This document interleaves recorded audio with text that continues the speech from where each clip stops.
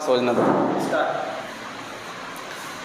Hello students, तो पिछली video में हमने जो 8.1 थी एक्सरसाइज, उसके 3 क्वेश्चन हमने कंप्लीट कर लिए थे। ठीक है, आज हम चौथे क्वेश्चन से शुरू कर रहे हैं। ठीक है, तो देखिए आप चौथे क्वेश्चन में हमें दिया क्या है वो लिख देता हूँ पहले मैं।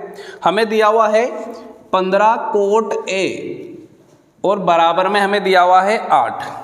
अब ये तो हमें दिया हुआ है, लेकिन हमें निकालना क्या है? हमें एक तो मान निकालना है साइन ए का और मान निकालना है सेक ए का। इन दोनों का हमें मान निकालना है। बहुत ही सिंपल सवाल है। देखिए हुआ क्या है इसमें, मैं बताऊं आपको। एक स्टेप ज़्यादा बढ़ा के दे दी हमें, यानी एक स्टेप कम दे दी, ऐसा मान लो आप। ठीक है, पिछले क्वेश्चन में हमें क्या दिया हुआ था? देखिए यहाँ पे साइन ए का मान दिया हुआ था 3/4, ये दिया हुआ ऐसा ही था। अब अगर मैं इस 4 को यहाँ से इधर भेजूँ, RHS से इसको LHS में भेजूँ, दाएं पक्ष से इसको बाएं पक्ष में भेजूँ, तो ये 4 इधर भाग हो रहा है, तो इधर क्या हो जाएगा? गुणा। तो बताओ ऐसा कैसा सवाल बना के नहीं बना? बना ना, तीसरे सवाल जैसा सवाल। अब करना क्या है बस, अगर मैं इस 15 को ऐसे लिख दूं, कोट ए को मैं ऐसे लिख दूं 8/15, इधर हो रहा है गुणा, तो इधर भेजेंगे तो बटे में जाएगा, भाग में जाएगा। ठीक है, तो ये अपना तीसरा सवाल बना के नहीं बना, बस वहाँ साइन था, यहाँ क्या हो गया? कोट हो गया। तो जैसे उसको परफॉर्म किया था वैसे इसको करेंगे। देखिए तो क्या होता है हमारा, लाल बटा कक्का होता है सबसे पहले, हमें पता है। ठीक है, साइन कोस टेन होता है, ये टेन है, इस टेन का मैं उल्टा कर दूं तो क्या बन जाएगा? कोट बन जाएगा। लंब का मान है लंब बटा आधार, सॉरी टेन का मान है लंब बटा आधार। टेन का मान क्या है? लंब बटा आधार। तो कोट का मान क्या होता है? आधार बटा लंब हो जाएगा। क्या हो जाएगा? ये आधार बटा लंब हो जाएगा। सबसे पहले हमने बनाया हमारा डायग्राम, ABC लिख देते हैं इसको, A B और C हो गया। अब देखिए आधार बटा लंब होता है, A के सामने हमेशा लंब होता है, ये याद रखना। A के सामने हमेशा क्या होता है? लंब। तो A के सामने हमारा लंब होगा, ये आधार हो जाएगा। तो आधार हो गया 8 और लंब हो गया हमारा 15। क्या लगाएंगे? पाइथागोरस प्रमेय लगाएंगे, हमें याद है, सेम क्वेश्चन चल रहे हैं। तो पाइथागोरस प्रमेय से क्या होता है भाई? पाइथागोरस प्रमेय में कर्ण का स्क्वायर जो होता है वो आधार के स्क्वायर के और लंब के स्क्वायर के वर्ग, लंब के स्क्वायर के योगफल के बराबर होता है, हमें पता है। देखिए हमें क्या निकालना है? कर्ण ही निकालना है, तो इसमें कोई चेंज करने की हमें ज़रूरत नहीं है। हम लिखेंगे कर्ण का स्क्वायर। तो देखिए यहाँ पे मैं नाम लिख देता हूँ। ठीक है, तो कर्ण वाली भुजा कौन सी? हमारी AC है, तो ये हो गया हमारे पास AC का स्क्वायर। आधार जो है, आधार हमारा क्या है? AB है, तो ये हो गया AB का स्क्वायर, प्लस लंब जो है हमारा वो BC है, तो ये हो गया BC का स्क्वायर। अब मान रख देंगे बस हम। ठीक है, तो देखिए AC का स्क्वायर जो है वो, AB का मान हमारे पास 8 है, तो ये हो गया 8 का स्क्वायर। BC का मान 15 है, तो ये हो जाएगा 15 का स्क्वायर। अब हम इसके स्क्वायर को क्या करेंगे? ओपन कर देंगे। तो 8 का स्क्वायर कितना हो जाएगा? 64 हो जाएगा। और 15 का स्क्वायर कितना होता है? 225 होता है, 225 ये हो गया। तो AC का मान आएगा यहाँ से हमारे पास। इन दोनों को हम क्या करेंगे? जोड़ देंगे। तो ये कितना हो जाएगा हमारे पास? 5 और 4 9 हो गया, 6 और 2 8 हो गया, और 2 का 2 289 हो गया। ठीक है, ये है वर्ग का मान। तो हमें इसका क्या लेना पड़ेगा? वर्गमूल लेना पड़ेगा AC का मान निकालने के लिए। तो AC का मान कैसे आएगा? 289 का हम क्या ले लेंगे? वर्गमूल ले लेंगे। तो 289 का वर्गमूल आपको याद रखना है, कितना होता है? 17 होता है।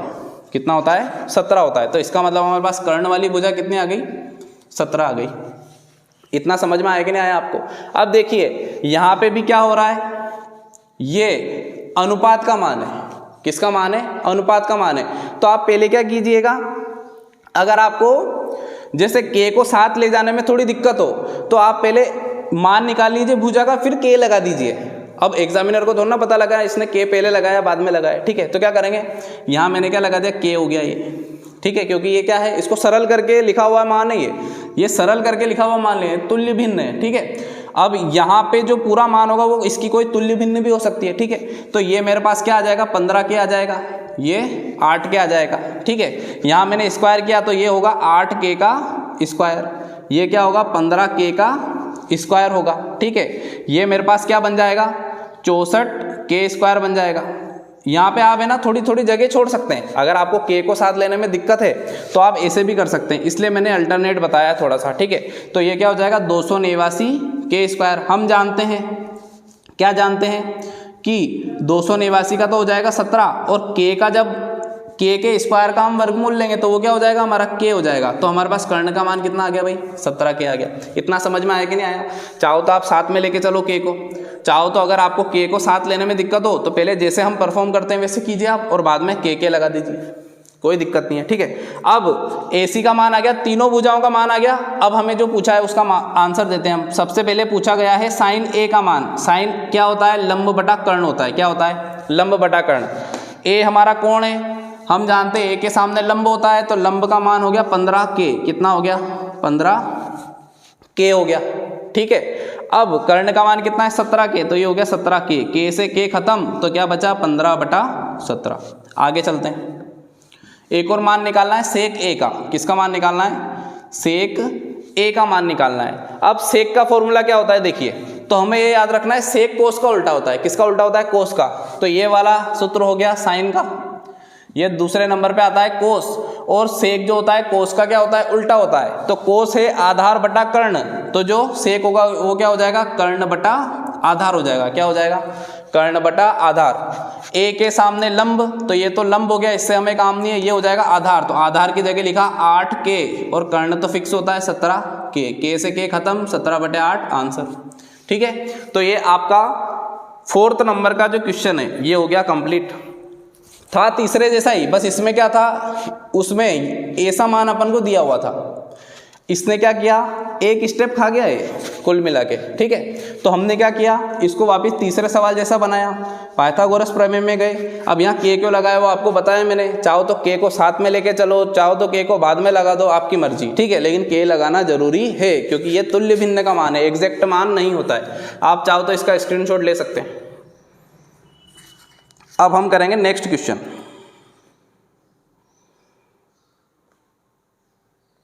चलिए,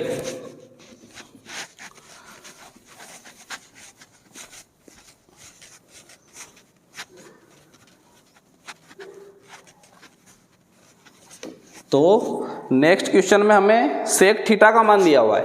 हमें दिया हुआ है सेक थीटा का मान, और सेक के अलावा जो भी बचे बाकी सबके मान हमें निकालना है। ठीक है, सेक के अलावा क्या बचा? साइन बचा, कोस बचा, टेन बचा, कोट बचा। ठीक है, सेक हमें दिया हुआ है और कोसेक बचा। 5 के मान हमें निकालने, 1 का मान हमें दिया हुआ है।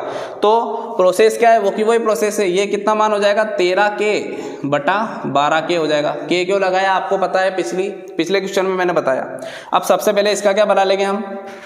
डायग्राम बना लेंगे त्रिभुज जैसे।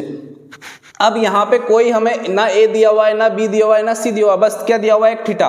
तो आप जानते हैं थीटा ये भी हो सकता है, थीटा ये भी हो सकता है। ये तो 90 डिग्री हमारे पास क्या होता है? फिक्स होता है। ठीक है, तो मैंने थीटा ले लिया इस कोण को, इस वाले कोण को मैंने क्या ले लिया? थीटा ले लिया। ठीक है, अब हम जानते हैं थीटा के सामने हमारा लंब होता है। थीटा के सामने हमारा क्या होता है? लंब। तो मैं इसको लिख देता हूँ l, ये हो जाएगा मेरा आधार और ये हो जाएगा मेरा कर्ण हो जाएगा। ठीक है, अब सेक का फॉर्मूला क्या होता है? अभी पढ़ा था, कोस जो होता है वो आधार बटा कर्ण होता है। तो कोस का उल्टा क्या होता है? सेक होता है हमारा। तो ये कर्ण बटा आधार का मान है। ये किसका मान है? कर्ण बटा आधार का मान है। तो कर्ण का मान मेरा हो गया 13k। कितना हो गया? 13k हो गया। जो आधार है उसका मान मेरा क्या हो गया? 12k हो गया। ठीक है, तो सबसे पहले तीनों भुजाएं हमें ज्ञात होनी चाहिए। तो सबसे पहले चलते हैं वही पाइथागोरस प्रमेय पे। तो पाइथागोरस प्रमेय से होगा क्या? देखो वही। अब हमें क्या निकालना है? लंब निकालना है। तो हम डायरेक्ट लंब का मान निकालेंगे। किसका मान निकालेंगे? तो लंब का स्क्वायर क्या होगा? कर्ण का स्क्वायर माइनस आधार का स्क्वायर, यही होगा। तो कर्ण का मान कितना है? 13k है। तो 13k का क्या हो गया? स्क्वायर। आप k साथ में लेके चलो, चाहे बाद में लिखो। एक बाद वाला मैंने बता दिया आपको एग्जाम्पल, मैं साथ में लेके चल रहा हूँ। ठीक है, देखिए 13k हो गया, आधार मेरा कितना है? 12k। तो ये हो गया 12k का स्क्वायर। मेरे पास क्या चल रहा है भाई? लंब का स्क्वायर चल रहा है। 13 का होता है 169, आपको वर्ग याद होने चाहिए। और k का स्क्वायर करेंगे तो वो कितना हो जाएगा? k स्क्वायर हो जाएगा। क्या हो जाएगा? k स्क्वायर हो जाएगा। माइनस 12 का होता है 144 और k स्क्वायर का मान k स्क्वायर हो गया। अब हमारे पास लंब के स्क्वायर का क्या आ जाएगा? मान आ जाएगा। तो देखिए k, ये 169 k स्क्वायर में से 144 k स्क्वायर घटाना है। तो हमें पता है पीछे k स्क्वायर तो आना ही है। ठीक है, ये 9 में से 4 गए 5, 6 में से 4 गया 2 और 1 में से 1 गया 0, कितना बचेगा मेरे पास 25k²। ये है स्क्वायर का मान, हमें चाहिए लंब का मान। तो लंब का मान निकालने के लिए हमें क्या करना पड़ेगा भाई, वर्गमूल लेना पड़ेगा। क्या करना पड़ेगा, वर्गमूल। तो इस पूरे का क्या ले लेंगे हम, वर्गमूल ले लेंगे। तो 25k² का लेंगे हम वर्गमूल, तो 25 का तो होता है 5 और k² का वर्गमूल लेंगे तो कितना आ जाएगा, k आ जाएगा। तो इसका मतलब हमारे पास लंब का मान जो आया वो कितना आ गया, 5k आ गया। ठीक है, कितना आ गया, 5k। अब हमसे क्या पूछा गया था, सेक के अलावा जो भी बचा फलन, 6 फलन होते हैं, 6 में से 1 दे दिया, हमें क्या निकालना है, 5 निकालना है। ठीक है, तो सबसे पहले हम साइन थीटा का मान निकाल देते हैं। साइन थीटा का सूत्र क्या होता है, लंब बटा कर्ण होता है, हमें पता है। साइन कोस टेन, उल्टा चलो कोट सेक कोसेक, इनका उल्टा कर दो। ठीक है, तो साइन थीटा का मान क्या होता है, लंब बटा कर्ण। तो लंब का मान है 5k, कितना है 5k, और कर्ण का मान कितना है 13k, k से k खत्म, 5/13 अपना क्या आ जाएगा, आंसर आ गया। ये हो गया साइन थीटा का मान। अब लिखेंगे कोस थीटा का मान, किसका मान लिखेंगे, कोस थीटा। कोस थीटा क्या होता है, आधार बटा कर्ण होता है, आधार बटा कर्ण होता है, आप जानते हैं। तो देखिए आधार का मान है 12k, कितना है 12k, कर्ण का मान है 13k, k से k वापस खत्म, 12/13 अपना क्या आ गया, आंसर आ गया। अब हम निकालेंगे अगला टेन थीटा का मान, किसका मान निकालेंगे, टेन थीटा। टेन का क्या होता है, लंब बटा आधार होता है। क्या होता है सूत्र, लंब बटा आधार होता है। लंब का मान कितना है, थीटा के सामने 5k और आधार कितना हो गया 12k, k से k खत्म, 5/12 हमारा क्या हो गया, आंसर। तो साइन का मान निकाला, कोस टेन हो गया। अब कोट का मान निकालेंगे, किसका मान निकालेंगे, हम जानते हैं कोट क्या होता है, टेन का उल्टा होता है। तो अगर टेन का मान 5/12 है तो कोट का कितना हो जाएगा 12/5, इसमें ज़्यादा सोचने की हमें जरूरत नहीं है। अगर 3 मान हमें ज्ञात है साइन कोस टेन, तो बाकी के 3 अपने आप निकल जाएंगे, उनका क्या करना है, उल्टा करना है। सेक का मान हमें दिया हुआ था, बचा क्या, कोसेक। अब हम जानते हैं कोसेक थीटा किसका उल्टा होता है, साइन थीटा का उल्टा होता है। तो साइन थीटा का मान था 5/13, तो इसका कितना हो जाएगा 13/5। ये आपके कौन सा क्वेश्चन कंप्लीट हो गया भाई, 5th क्वेश्चन कंप्लीट। इसका स्क्रीनशॉट ले सकते हैं। अब थोड़ा 6 क्वेश्चन थोड़ा अलग है, अब उसको परफॉर्म करेंगे हम। तो देखिए 6 क्वेश्चन में क्या दिया हुआ है हमें।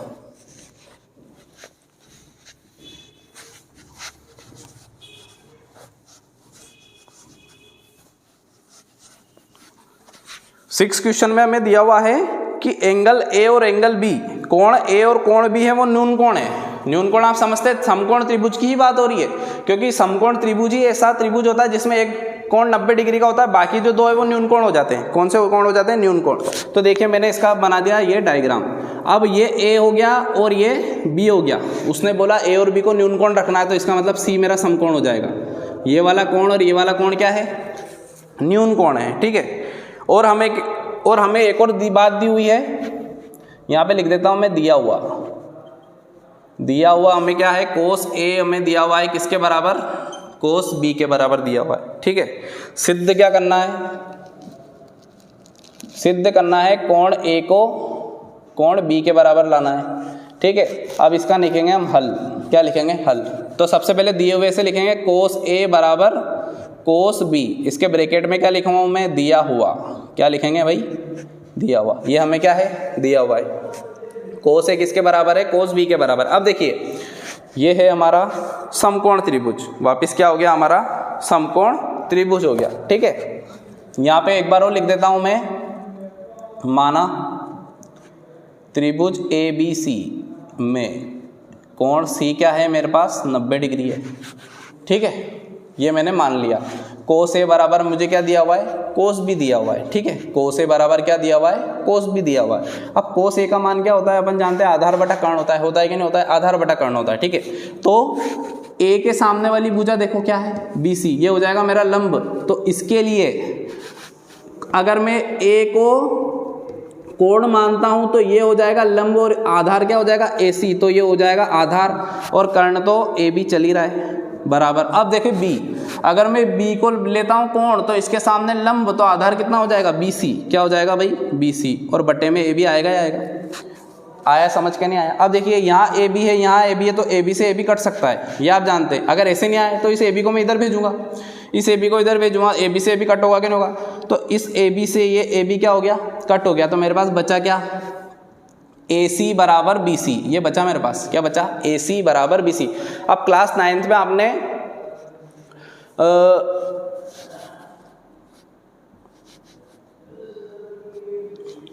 समद्विबाहु त्रिभुज के बारे में पढ़ा होगा। कौन से त्रिभुज के बारे में पढ़ा होगा? समद्विबाहु त्रिभुज। समद्विबाहु त्रिभुज की क्या प्रॉपर्टीज होती है? दो भुजाएं बराबर होती है। और उसमें यह भी पढ़ा था अगर दो भुजाएं बराबर है तो उनके सामने वाले दो कोण भी बराबर होते हैं। तो यहाँ देखिए ये AC बराबर है BC के, तो AC के सामने वाला कोण B और BC के सामने वाला कोण A, ये दोनों आपस में बराबर होंगे कि नहीं होंगे? होंगे। तो इसका मतलब क्या हो जाएगा मेरे पास? कोण A बराबर क्या हो जाएगा?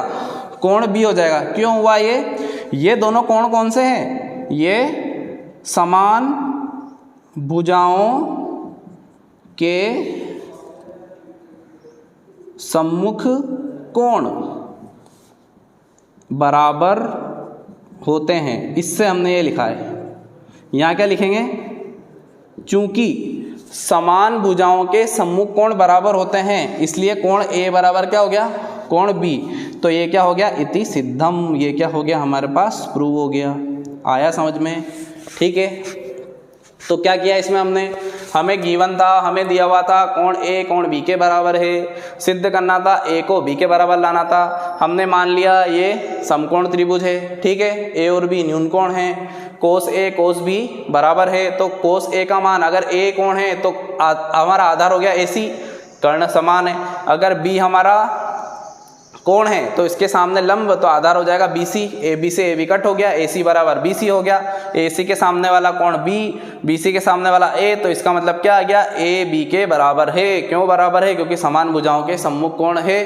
ठीक है, थैंक्स आपका टाइम देने के लिए। और आपको ये वीडियो अच्छी लगी तो इसको शेयर जरूर कीजिए, लाइक कीजिए, सब्सक्राइब कीजिए, ठीक है। और इसके आगे के क्वेश्चन हम अगली वीडियो में देखेंगे, ठीक है। Thank you.